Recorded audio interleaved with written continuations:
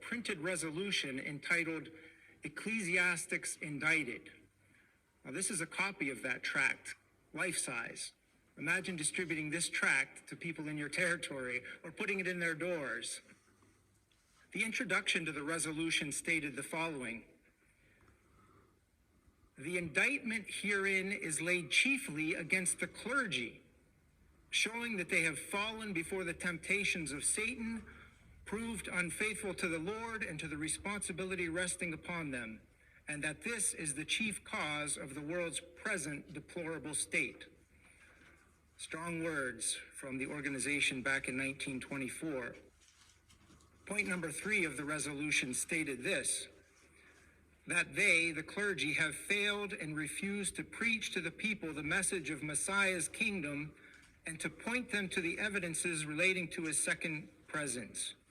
And being unwilling to wait the Lord's due time to set up his kingdom, and being ambitious to appear wise and great, they have, together with their co-conspirators, claimed the ability to set up God's kingdom on earth without God, and have endorsed the League of Nations and declared it to be the political expression of God's kingdom on earth, thereby breaking their allegiance to the Lord Jesus Christ and declaring their allegiance to the devil, the god of evil. And to this end, they have advocated and sanctified war, turned their church edifices into recruiting stations. Does that sound like any of the churches in modern times? Acted as recruiting officers for pay, and preached men into the trenches there to suffer and die. Quite a resolution. Ecclesiastics indicted.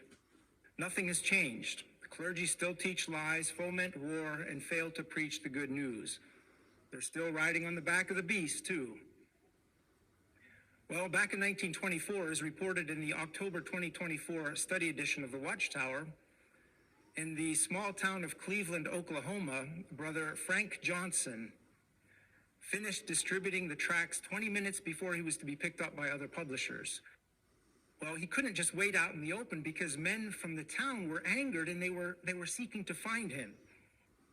So Brother Johnson decided to hide in a nearby church.